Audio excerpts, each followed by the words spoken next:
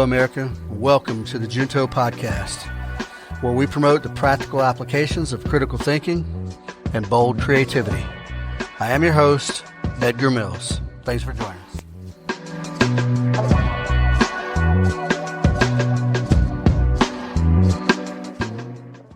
Hello, America. Welcome back to the Junto Podcast, and this is episode 24, and today we're talking to my friend, Pat Towery.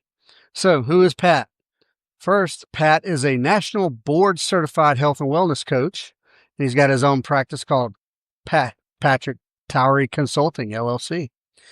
And he delivers mental wellness and leadership coaching to partnered college fraternity chapters, as well as individual college students.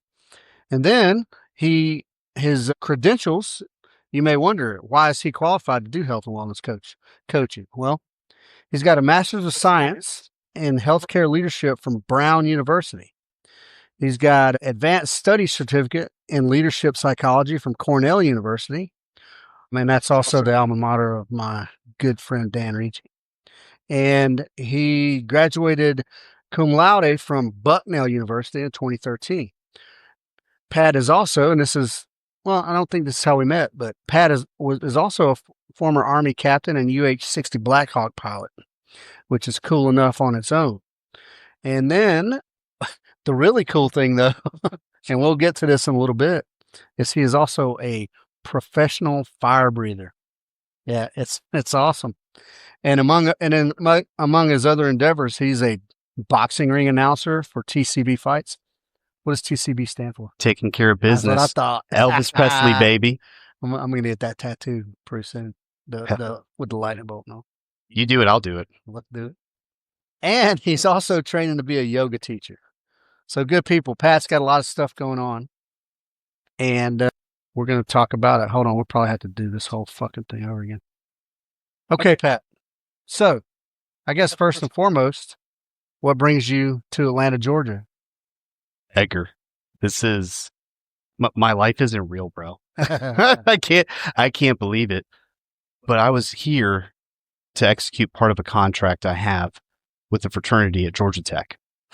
So, believe it or not, there's a fraternity chapter on campus that is not required to have an outside advisor. They're not required to have a wellness coach or a therapist. They want to incorporate mental wellness into the fabric of their fraternity. So I work with them, not just providing one-on-one coaching with their members, but I'm doing new member education. I'm meeting their pledge class. I'm putting them through really tough workshops and putting them into manufactured conflict where they must use interpersonal skills. They have to use the communication tools that they're being taught. It's not just a lecture.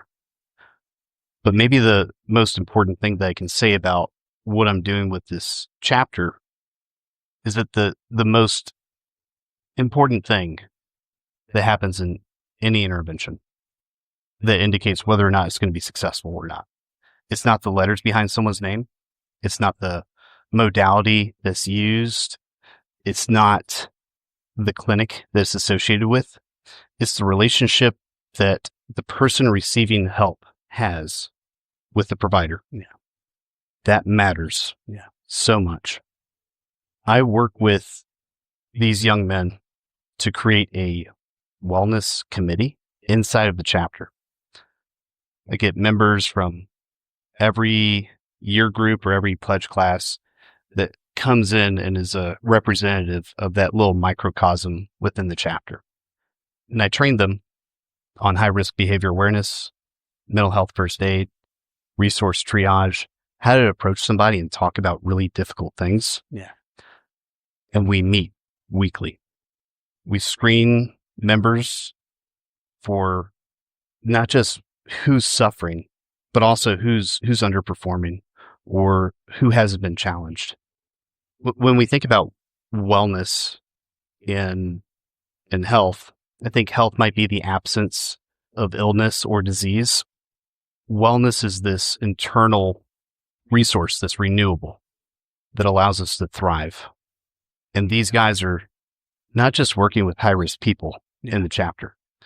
They're working with the common member. They're working with that guy who's at like an 80% solution and just needs some tools and some support and someone to challenge them and equip them to get from 80 to 85, maybe 90, maybe 100. Yeah.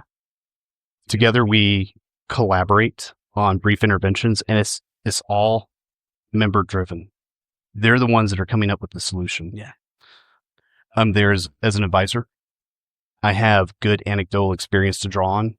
I have good experience to maybe offer them as suggestions, but they know the culture and the health of their chapter way better than I do. Yeah. It's way better than, any therapist. So let me go back, because something you said I think is very interesting, is that this is not a mandate. This isn't some thing that the college is pushing, that you have to have this or you have to have that. So there's some forward-thinking leader in that, somewhere in there, who said, yeah, let's get us a health and wellness guy.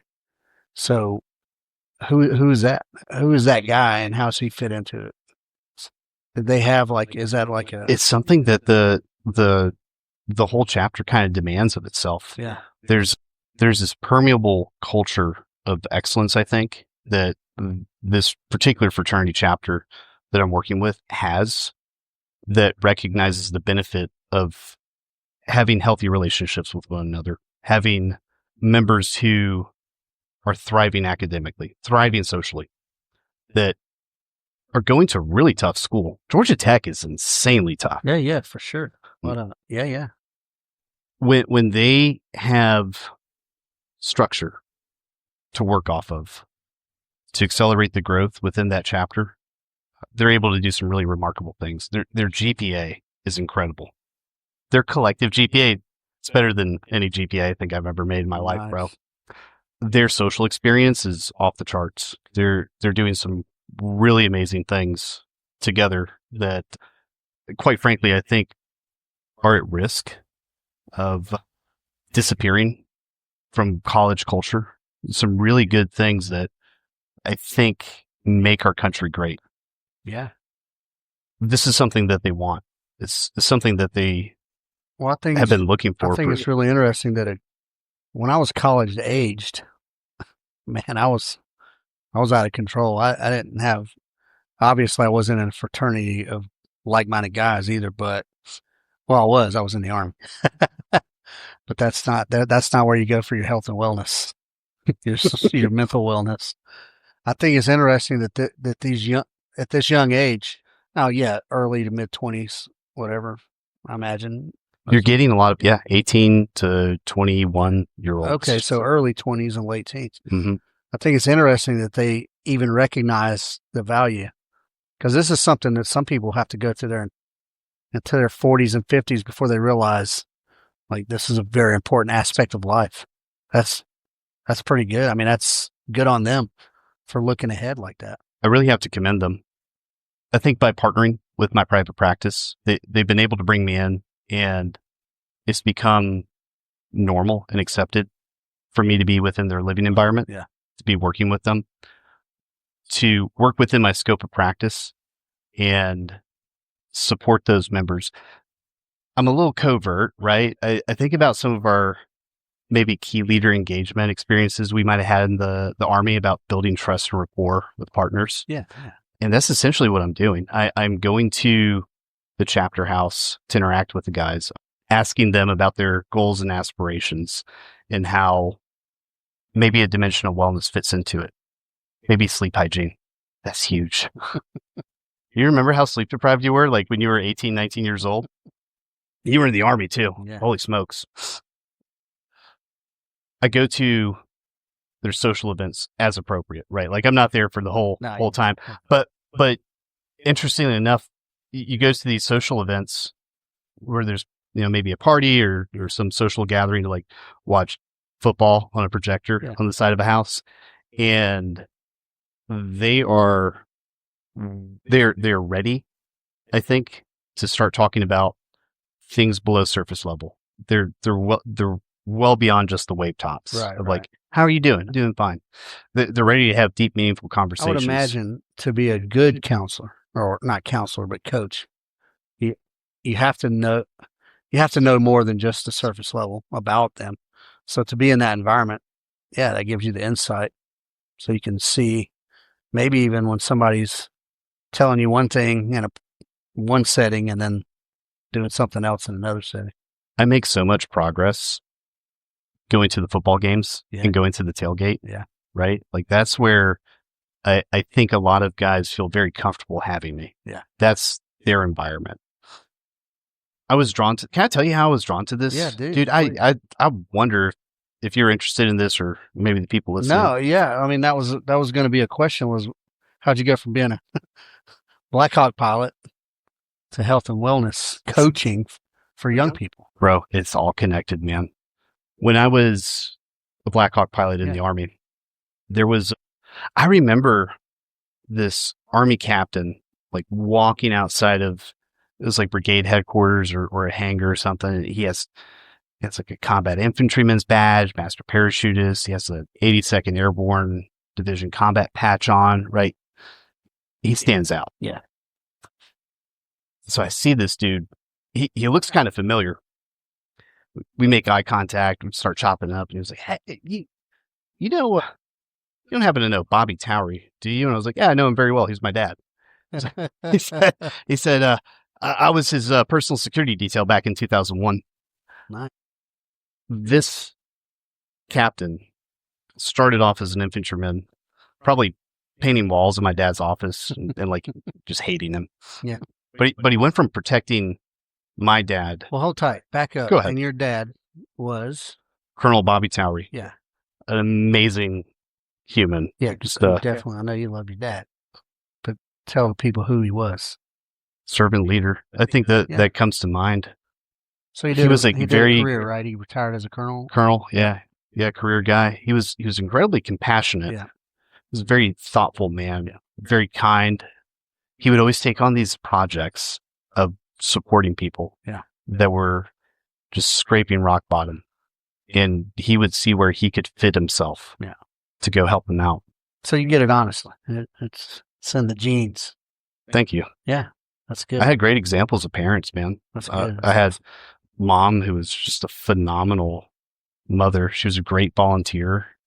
She has all these awards and recognitions from like Sergeant Major Daly. I remember she has something from him back when he was at like ForceCom. They had such a healthy relationship with one another. Yeah. And that was the only example that I knew. Growing up, I didn't know that. Fantastic. I didn't know that kids grew up with parents who divorced or were parents who didn't mesh well with one another or had different parenting styles. My mom and dad worked together as a unit. Yeah, that's good. Phenomenal human beings. That is awesome. I'm sure everyone wishes they had some God. My dad passed away unexpectedly in 2019 running a race. It was called the Great 38. He was raising money for disabled college students at Ole Miss. His last moments on earth were spent giving to a community that he could go help and support. Yeah. He died doing something that he loved. Yeah. Well, that's tragic, but fantastic that he was doing what he did, doing his thing, doing what he did. Yeah. I have so much admiration for him. When I was still in the military when that happened. Yeah. And in fact, that was kind of the catalyst that made me realize that I'd spent a long time away from home. I'd done everything I ever wanted to do in the Army. I'd done everything I ever wanted to do in a helicopter and more. Like I did some stuff I did want to do. And I was the Army was like, how would you like to do the same thing over again, but bigger? We're not going to pay you anything extra either. Could be likened to Groundhog Day, the Bill Murray movie. I think that helped me just make a decision that it was time for me to come home. So yeah, let's get back to the captain that worked for your dad, and he helped inspire you, right? So this guy started off as a infantryman. He was a private, protecting my dad, and then he commissions, he goes to graduate school. He becomes a licensed clinical social worker, right? And this guy's a man's man, right? He knows how to speak and talk to soldiers. He comes from the culture that I think you grew up in as a young infantryman. Yeah. We have, I think as soldiers, we have a unique way of talking to one another and interacting. Yeah. Like our social norms are just so off the wall compared to other cultures. And this guy he got it. He wasn't shocked by anything we ever said. He might have engaged in like some of the tomfoolery, right? He was about it. He built a lot of trust and rapport with me. One, that relationship with my dad, but two, him showing up and just being about it. As a clinician, he was also a non-rated crew member. So this guy was a therapist, and he was flying with me in the aircraft, part of the crew. He was in the medic seat. He was on ICS comms. He was calling me. I remember landing some familiarization with that local hospital in Colorado Springs. The name escapes me right now, but you know which one I'm talking about. St. Francis. Is that? I think that's it. I think it's St. Francis. Pull it up, Jamie. Yeah, I don't have Jamie. I can't pull it up while we're talking. But here, I've been there with my wife. I should know. Here we are. Like this is a real life or death situation. Granted, it's training, but we're doing dangerous things on the daily, and he is in a position where we are working together. We have good crew coordination. He has trust and rapport with me. It is St. Francis. It is St. Francis. Apologies to St. Francis. We yeah. we had a pretty strong in-ground effect when we came in. They were like, that it's too strong. I wasn't on the controls when that happened. But we started developing that professional relationship with one another so that when I needed support, when I needed some mental health care, dude, I think I've been briefed like 1,000 times on like, where the clinic is and where's the embedded behavioral health and what they do. And here's the number you got to call. And everybody has to have that crisis card on them, right? Yeah. Like there's so many things that are just thrown at us that like, I maybe knew about it, but I had a tangible relationship with this man. Yeah. Yeah. And when I shot up that proverbial Red Star cluster, right, and asked for help, like here I am, I need somebody to like come to me. I need somebody to come help me out right now where I'm at. He showed up, and we developed a good therapeutic relationship with one another. He would do sessions with me in the morning, and then we'd go to the flight line. That instilled a lot of confidence in me. Yeah, we nice. we weren't quite simply, processing, right? We were also doing some things that were a bit more forward thinking, action oriented, performance based. It made that resource a lot more palatable to me. Whatever the crisis card is, the clinic, those were all things that I knew about, but that wasn't for me. It was for the guy who was like actually like in trouble. Yeah. That was for the guy who he really needed it. Yeah. I just needed something to like take the edge off, right? That's what I was telling myself. Yeah. Going through that relationship, right? And still doing like cool Army things and uncovering a lot, rebuilding, getting stronger, becoming a better version of myself because of the work that we did. It really attracted me to the field of men's mental health. Yeah. And I started thinking, why don't we have something like this outside of the Army? Why don't we have something like this where community health workers are going into the places where people live and socialize and build up a real relationship with them? Why don't we have the medical professionals that are doing this with high schoolers or you name any other community, like any sort of like communal living. Back there just a second. I think you said a thing there, a real relationship. A lot of people in any field, but the medical field, it's only superficial. Sterile. Yeah, it's very sterile, and that doesn't do anything. Even, yes, there's a level of professionalism that you need to have, but there still needs to be a genuine relationship. Hell, even in just training people, build relationships. It's not just I'm the instructor, let's do this, bang, bang, bang. But I think in the medical profession, that's lost. It is. One of the lost. One of the things that it was brought up like it was novel. The idea of compassionate care being the new wave of healthcare. It's one of the things that we studied in Brown, like being compassionate and wanting to not just feel for the person, but also be part of the solution and understand the situation and the emotions underlying that situation. It's something that isn't taught very well amongst medical professionals. I think it's starting to become part of the development of doctors, of nurse practitioners. I got to imagine, Pat, that part of that has to do with just personality. Some people just aren't, I don't know, I don't want to say friendly.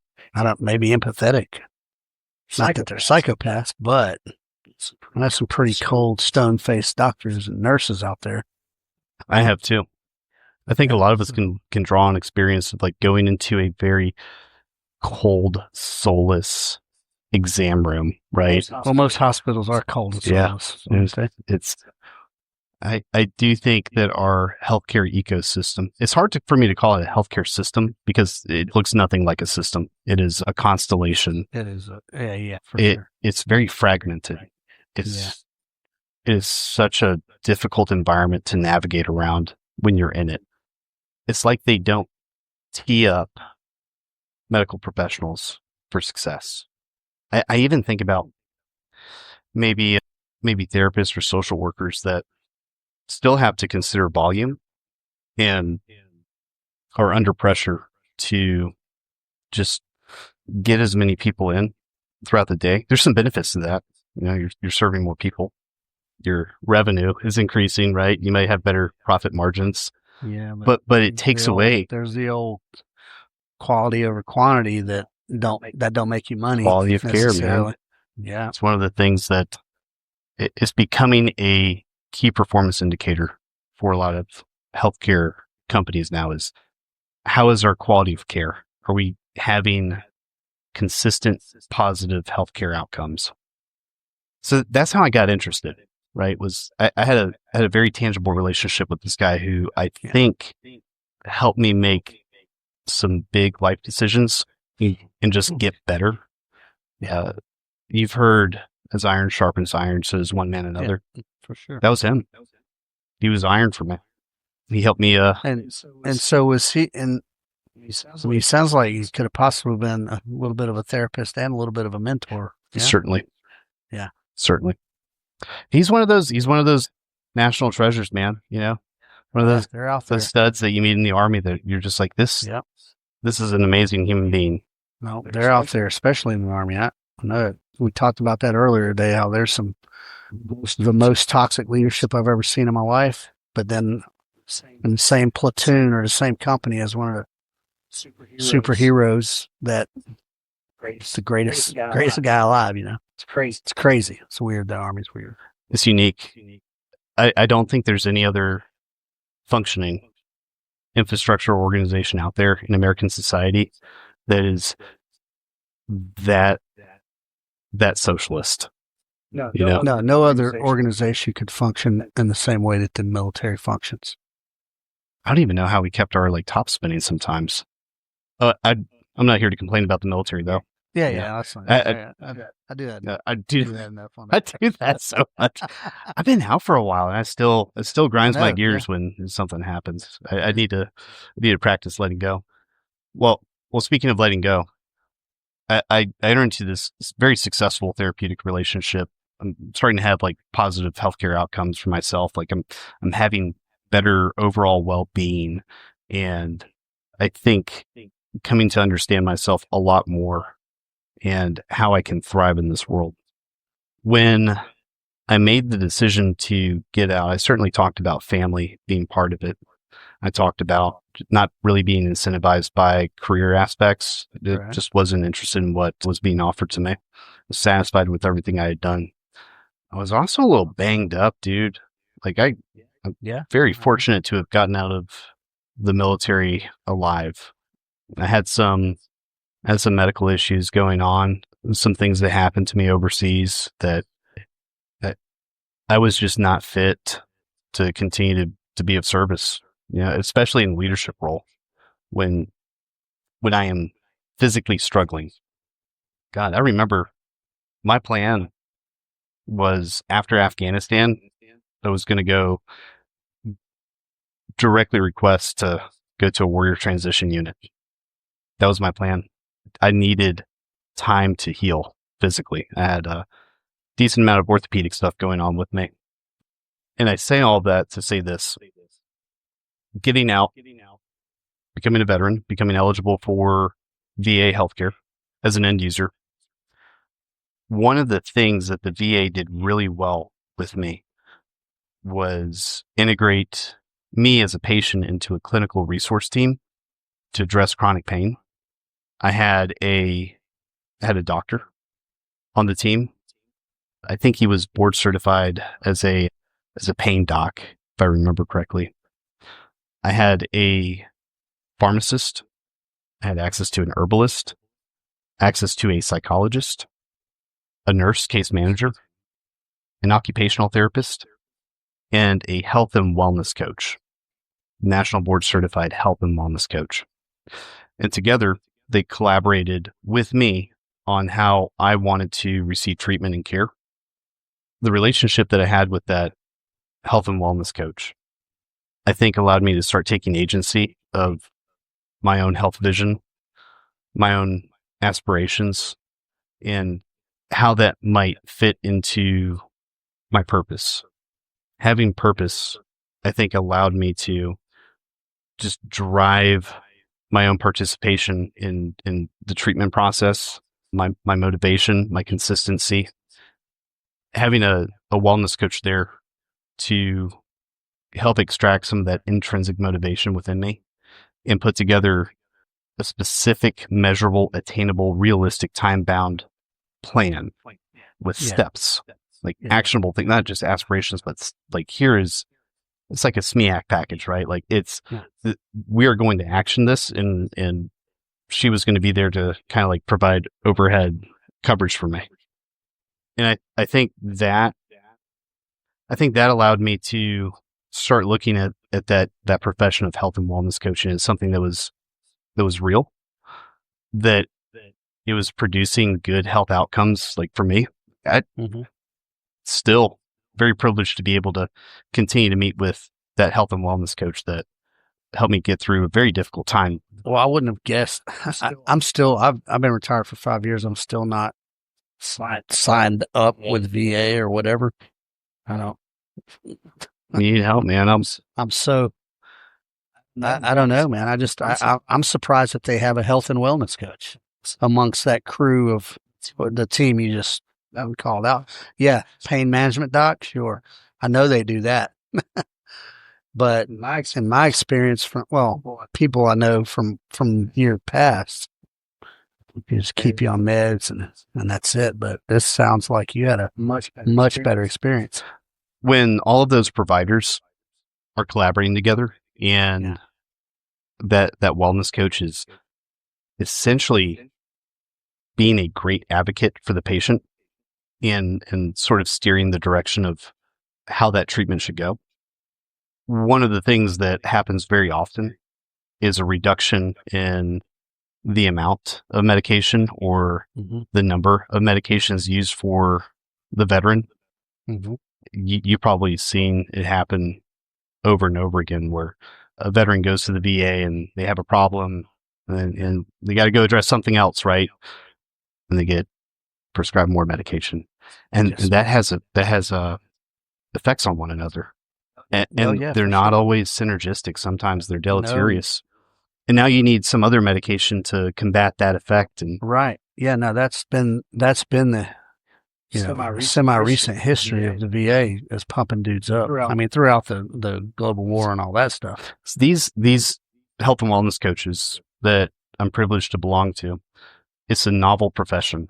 The National Board of Health and Wellness Coaching, I think, started really getting traction in 2018 when they partnered with AMA, American Medical Association, to start creating a national board certification through MBME. They're the same people who do like NCLEX and the MCAT. It's a very rigorous board certification exam that, along with some of the other requirements that they have with their education, how many coaching hours you do, your background going into that profession, I think it helped legitimize what a lot of us probably had already known, that when you engage people in a certain way, motivational interviewing, appreciative inquiry, when you take a vested interest in somebody and you're not just prescribing or giving the solution to them, but asking them to collaborate with you, it can produce some amazing results. Yeah. And it doesn't have to exist in that cycle of illness. It can exist beyond that. So those two things meshed: mental health, meeting people where they're at, and coaching, being forward-minded, being action-oriented, having a real actionable plan, and not something that was unobtainable, prescribed by a doc. God, I don't know if you've ever had the experience of like maybe a provider saying, you need to stop eating red meat. Like, okay, yeah, sure, doc, that's going to happen. Well, let me tell you about my most recent primary care guy. His habit was to tell me, well, you're just getting old. Every time I went in with a problem, that was his answer. And I was like, doc, that doesn't work. I'm 53. I'm not 72. How can you get better if that's the answer? Right. No, that's exactly. He retired. Thank God. Thank God. But, no, blessings. Unfortunately, I have a friend and a client who comes out here who's an orthopedic surgeon, and just for my ankle situation, I got my primary care guy. Well, you're just getting old. You need to slow down. That's not my life. I can't slow down. I have things I have to do. I have to walk in the woods. I have to climb mountains. I have to run and gun and all that shit that we do here. He just didn't get it. You have a part of my story too, bro. Yeah. We were both in the Army at the same time. Yeah. I think we might have had overlap in Mazar-i Sharif maybe at one point, but that's not how we met. I remember the first time meeting you was at a low light shooting course, where I got humbled. I learned so much about myself. You were able to take me through like this really high pressure task of shooting and start introducing more stressors, turning off the lights, making me like move around the environment. And I love that. I started getting into shooting beyond the profession, and that became one of the ways that I started connecting with other people. That really became a therapy for me, right? Trigger therapy. That is real. Yeah, it's real. It is real. I think that inspired me to start being a lot more adventurous and taking on recreational therapy, like doing things for the sake of enjoyment, doing things because it brings me joy. Skills attainment, going through something hard and overcoming it. I can look at a lot of the things that I think I've done with Osprey Shooting Solutions and really maybe believe, or that's not the right word. There's real experience in overcoming some hard shit, especially when other people are watching you. And you got, Big Sarge yelling at you behind. Yeah. It's always under scrutiny when you're. I always close my dust cover now, man. That's because Uh, Not for any other reason. It's just a good habit. dude, that's one of the ways that I will connect with men. The guys that I'm supporting is I'd like to do experiential workshops, right? And use different tools, maybe some stuff that we were introduced to, like the after action review. It's a very novel and profound thing in the professional and corporate world. They're starting to use it more often in engineering, in aviation, healthcare. We did it all the time. That was a norm for us. everything. It is a very effective, healthy communication skill to have. It is. It is a great. So for people listening who don't know what it is, it's a way to assess performance and leave personality and ego at the door. You speak to what was supposed to happen, then you speak to what actually happened. Yeah. Sometimes different. Were we successful, and by what measure? What do we need to change in order to be successful in the future? And this is something that I think gets overlooked quite a bit, mostly because we just want to get through it, right? Yeah. You AAR everything. You AAR PT, you know? Yeah. What are the things that we're doing well that we need to continue to do? What are the things that have become our norms, our rules, our rituals, our routines that become the ethical foundation of how we do business? When that communication skill is implemented over and over and over again, and it becomes a norm, you have the ability to start extracting data and make informed decisions about what to do in the future. You also have a sterile environment to not finger point or blame. Yeah. It provides you what Amy Edmondson would call a psychologically safe space for anybody in the organization. Could be, I'm thinking in Army terms, it could be your assistant gunner, or it could be your platoon sergeant. It could be anybody within that organization that saw something and had something to contribute. It allows us to not just be psychologically safe, but to maximize efficiency going into the future. Yeah. A lot of us, go ahead, man. And a good thing for a team is you can get different perspectives. Because if you're a security element on the right side of the objective and somebody, two totally different ball games that you're looking at there. It's the same game, but you're seeing it from different perspectives. So you get to hear what they actually had going through their brain, and you're over here asking like, what's going on? Yeah, that gives you a lot of perspective. So I use tools like that. Yeah. And I make people do difficult things. I make them do fun, difficult things. Yeah. And they grow from it. They extract lessons from it. And then they get to implement it throughout the rest of their collegiate experience. It becomes a core memory, I think, when you have this thing that you're doing that's just so foreign, perhaps, to the academic environment. It's not a lecture. It is an experience that you're having that you have to work through, that you have to overcome, that you have to achieve. I look back at our experience, maybe doing a dynamic two-gun, where I think I started getting into a more polished groove of being a shooter, having put in a little bit of work with you, a little bit of work on my own. And I felt like a very capable shooter. Certainly I have light years to go, right? Like I have so much opportunity for growth. Yeah. But that was something that I can look on and be proud of. And for the men that I work with in these fraternity chapters, they have that too. I do some fun stuff, man. Good. I run them through a scenario. It's a life raft scenario. And there's like 10 people on this life raft, right?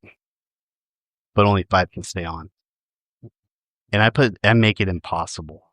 They have to choose who is going to stay on the life raft and who has to leave. And I put guys in there, like in this theoretical scenario of a murderer, convicted murderer, but he is the only person that can drive the boat. A chaplain who has done nothing but godly things throughout his entire life, but he is not going to contribute to getting the team back. People are going to have to take care of him because he's in old age. a mother, a father with a checkered past. Like, I make it impossible for them, but it's fun to see them communicating kind of frantically with one another about who's going to live and who's going to die. And when they inevitably come to too big of a friction point to move beyond, I can introduce maybe a healthy communication skill, maybe a way to facilitate group inputs, maybe a way to do some mission planning together. When they have that structure and can operate within it, bro, they know who's going to live and who's going to die on that life raft. I just, as you're saying that, I'm thinking, how can we do that in real life? You want to do some stuff together, man? I'm telling you right now, I've been eyeballing a boat for a couple years now. A 16-footer. Don't fit 10 people on. I'm just saying. I want it to happen. We could make it a practical I want exercise. it to happen. I want it to happen at Sardis Lake next to the University of Mississippi, Ole Miss. I want to put some guys through a challenge. Yeah. Some badass stuff that I think you can certainly help me provide. Oh man, it could be done. Man, we could go down to like Baton Rouge, like down to LSU, maybe run some swamp ops. Yeah, there's a lot of good opportunity out there. I like that scenario with like somebody's got to go. That's the hard stuff, right? Like then if you put that on a committee of people, then they'll bicker about it. But what if one guy's responsible?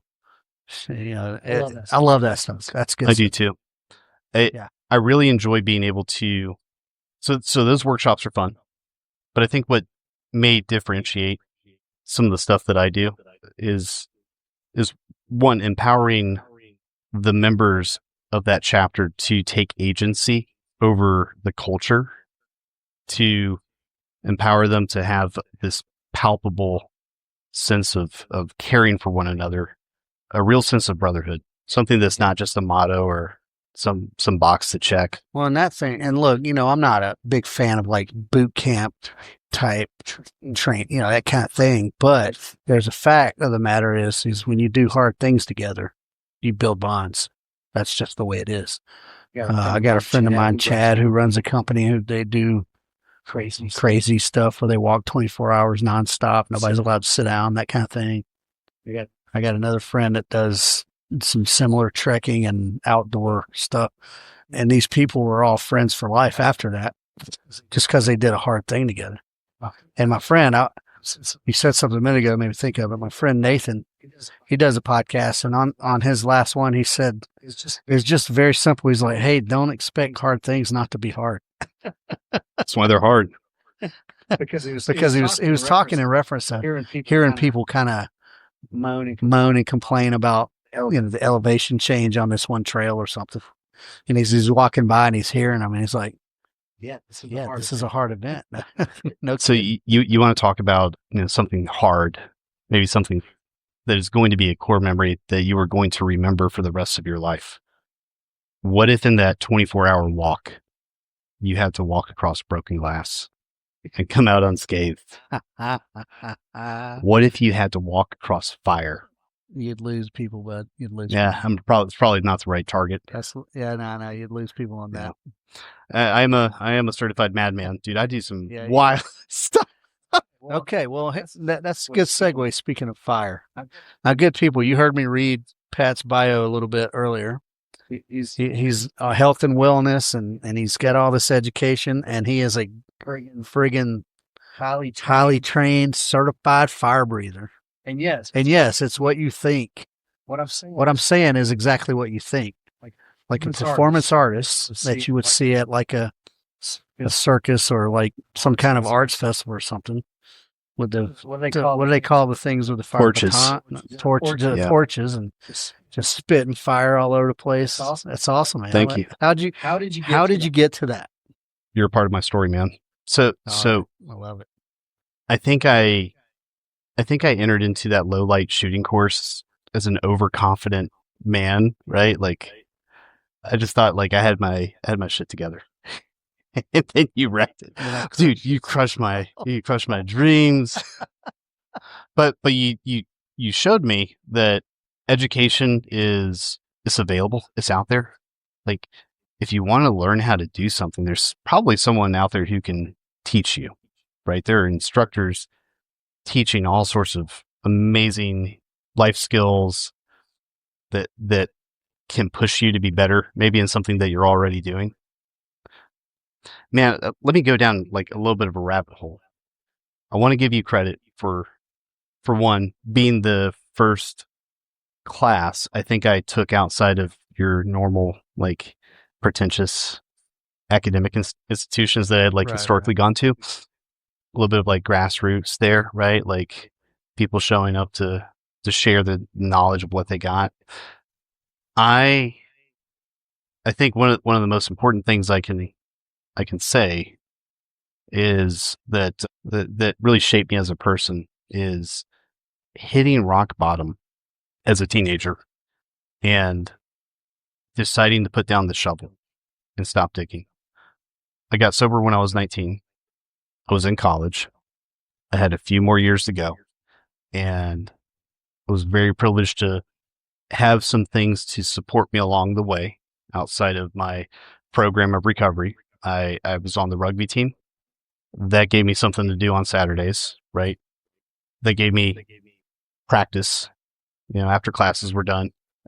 That helped fill the void of what alcohol was doing for me. Right. I was in Army ROTC, so I was filling the void of whatever drinking I might have done at like 5:30 in the morning. But it was real. I was going on field training. These things were very helpful for me in setting me up for success beyond just maybe a traditional path to recovery. One of the things that I think I gained interest in to help find some of maybe the excitement that I thought I was missing were these fire performers. And they were manipulating fire and commanding it to do what they wanted. And I became wildly intrigued with it. And I just thought, maybe one day, right? Maybe one day. Well, I took your class, and I think maybe took a few more of your classes. I started taking even more shooting courses. Shooting was kind of like my thing for a little while. I really need to start taking some more shooting classes, by the way. I'll be back here. I think the next thing I did after like shooting was I was like, I want to learn how to breathe fire. Well, there's 6 certified fire breathing instructors in the world. Oh my God.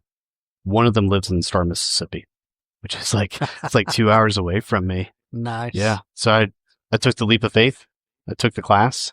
Now I got to wonder, what's the regulating agency for fire breathers? It's the Flow Arts Institute. There's a little bit of rub there that, dude, it gets so nuanced that is fire breathing really a flow art?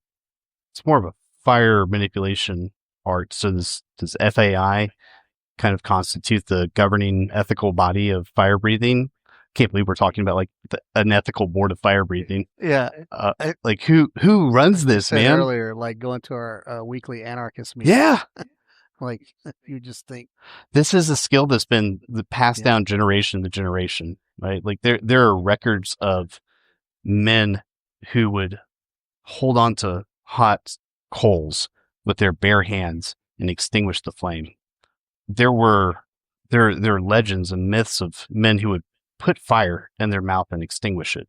This is something that human beings have been doing for quite some time, but it's always been a little esoteric. It's been secret knowledge passed down from one person to another.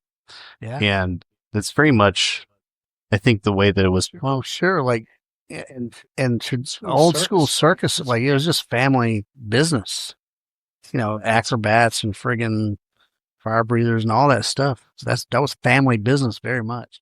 All the things that I think I had seen where I was like, I want to learn how to do that. Yeah. Well, you can. there's a plethora of instructors out there. I think that this isn't necessarily just in the fire performance field, but really almost anything where if you're interested in it, there's very likely somebody out there who wants to help you develop in that skill. For sure. I would hope that taking my courses made you and everybody else that does understand that you can do it. Because you see a guy on YouTube, a professional shooter doing a thing, doesn't mean you can do it. Yeah. Frank Proctor, here I come, man. Yeah, man. You can do it. You just got to put a little bit of effort into it. Make it a priority, at least for a while. If it's a hobby, yeah, you still got to work and do your thing, but anybody can do any of this stuff. You can cascade and build on it too, right? Like I remember, going through like introductory pistol course with you, and then polishing skills up with that, and then going to maybe a dynamic pistol course after that. Much in the same way, I learned the basics of fire breathing, fuel safety, all the crazy science behind it. And I was able to maybe start getting a little bit of practice in, absent of that instructor, albeit safe environment.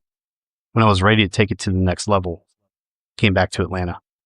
And I met another individual. His name is Lior Littman.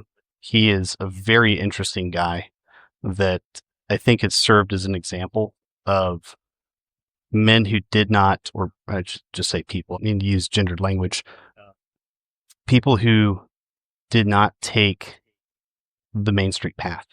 Right. Lior, he's another one of us. He was a combat search and rescue officer for the IDF. And I think typically those guys, when they're done with their military service in Israel, they go into politics or they go into business. Yeah. Join the circus, bro. Nice.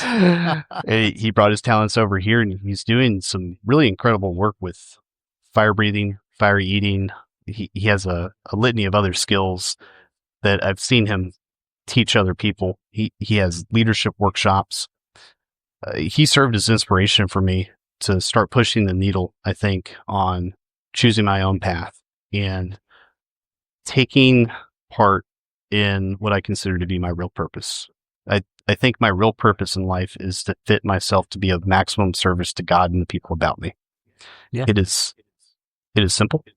That is my moral compass. That's my azimuth.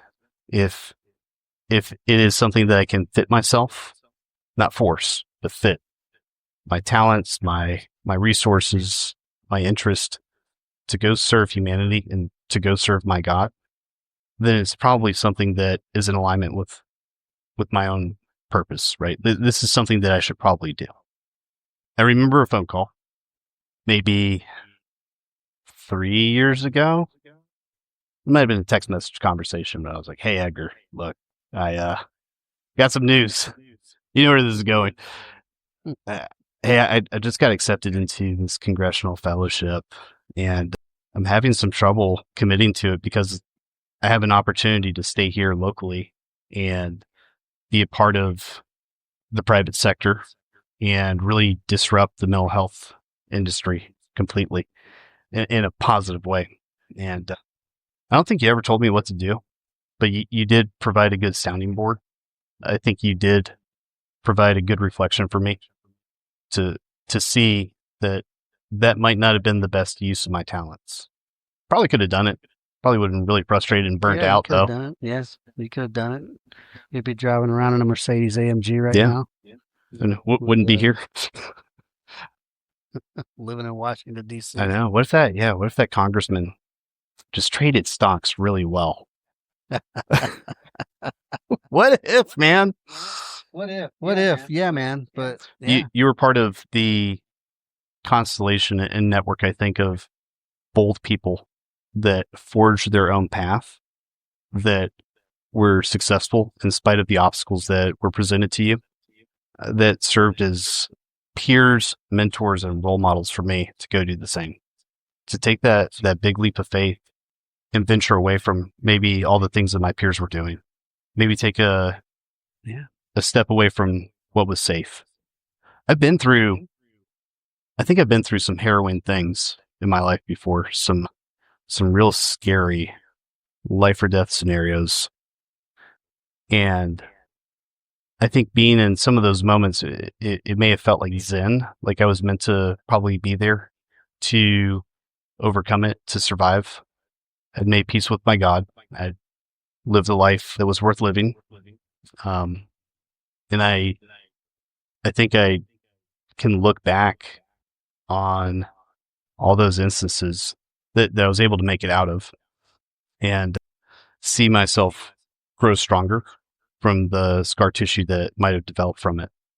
That scar tissue does not make me weaker. In fact, it is one of my greatest gifts that I can offer to my fellow humans. Yeah. I am not in a life or death scenario anymore. But this is probably one of the scariest things I think I've faced in my life, in going into private practice, venturing out alone, doing something novel in mental health, being a professional artist, a fire breather, right? To use that to help convey a message of inspiration and hope. It is incredibly scary for me, I think, because that purpose is real now. I am living my purpose, and I don't want to mess it up. Yeah. Things they're tough. I have failures every day. I pick myself back up. I continue the grind. Yeah. I keep forging a way forward. Now, what an interesting way to do it. Yeah. Fire breathing. Yeah. It's awesome. Dude, what I don't know if there's any other way for me to live life, man. Well, I'm a strong believer that if you're doing the right thing, you'll know. And look, I don't get deep into religion. Everybody knows I'm a Christian, but I think if you're doing right, it'll feel right. And I don't just mean superficially. You know what I mean? You'll know you're doing right. Until it feels off, keep doing it. I think that's the way it is. I do too. And if you think fire breathing is a avenue for you to reach people or just whatever, it is. I don't think that's a bad thing. It is, man. I was talking about your episode on counterculture. Yeah. Diving full into being an artist, specifically fire art. God, who does that? Usually when I say artist, I usually say starving artist. Yeah. You don't know too many wealthy living anyway. Firewalking instructor, teaching people how to break arrows with their necks. This feels right. Yeah. I know I can look back on my own life and see how empowering it was for me to walk through fire unscathed, to literally to do these things. You say madness every time I do. I do. It's madness. Every time I post something, I'm not going to walk on glass or through. It is or breathe. It is, dude. It's so. God has not called me to do that. I may not intuitively know how I'm going to get there, but it feels right. This feels right. I don't know anyone else who's providing any of these services in this capacity, or who's able to go reach maybe these countercultures of college fraternities, of artists who may not have had the same level of access or maybe privilege that I had to grow as a leader, right? Like, man, the Army gets you a PhD in getting stuff done. For sure. Yes. It is an honor and privilege to be in this space. And a heartfelt thank you from me to you for helping me take that leap of faith just by being you. Yeah, well, thank you very much for that, Pat. Yeah, man. Now, look, I'm not hippy-dippy and all that shit, but yeah, like, follow your dream. Like, literally. Is it that simple? Almost. Simple. If you cut through the noise, man, it's that simple. But it's not easy. There's just so much noise. And that's the hard part. It's cutting through the noise. Whatever you perceive pressures from your family or your whatever profession you think or your peers or all this and that. It's really all noise, man. And you said the piece that matters, to get right with your God. And once you're, nobody's perfect, but you'll know the way. You'll find the way. If you go a way that don't feel right, and it's probably not right. Not difficult. Everything's difficult, but if it doesn't feel right to you, it's probably not right. I do not regret the past, nor do I wish to shut the door on it. It is. Yeah, no, It is. that's experience, man. And all the Cornell and Brown and all that, the experience is that's the juice, man. The degrees are just paper. The experience is the juice, in my opinion. It is. At the end of the day, those are things that I'm using just to help propel this message and go serve people. It is. It may look like I'm a Pokemon collector, right? Yeah, I'm just going after Yankee schools. Yeah, but that gives you access to a whole other group of humans who do look at those things and think, oh well, because nobody in that world would give me a second look, because I don't have any degree from any place. A lot of my peers, it's interesting to call my classmates peers. I think so highly of them. I think a lot of my peers may not have had access to somebody like me who had real examples of grit in their life, real hardships, someone who's faced real struggle, I think. Right. And I hope I'm not framing that in a way that is discounting their life experience, but no, right. They don't. Generally speaking, if you're talking Ivy League type schools, generally speaking, those are from a little more well off. They have their own version of hardships, so just different than somebody who grew up in the certainly ghetto. You know, it's mutual access. They get exposure to the things I can bring to the table. I get exposure to the things that they can bring to the table. I even think about the artists too. Like, it's mutual access. This community, we're helping each other grow. Yeah, absolutely. That's brilliant, man. That's funny. And that's funny. Speaking of the artist community, my daughter, and we've just been having this conversation over the past few days. She's trying to create a little collective around here of, to try to bring the local artists together to do things on a amazing things will happen. A larger scale. It's not just you sitting in your basement doing something, but you get to share it. Once you share it with someone, it grows. Amazing things can happen from that. Yeah. I have to admit, Edgar, one thing that I think I can probably get better at is probably maybe time management. I got to jump on a meeting. Yeah, you got a call coming. Yeah, got a wellness board that they're waiting on me. Oh, I'm sorry. I thought it was at 8:00. My bad. I wonder if I told you 8. So folks, this has been Pat Towery. I'm going to put all his socials in the show notes, and feel free to reach out. If you got comments on this, please send them. Other than that, check out the calendar or the OSS homepage. We got a lot of we got October filled up, and we got land navigation coming up in December. So please check it out on 2teamguys.com. Other than that, good people, thank you for sticking with me. I appreciate you all.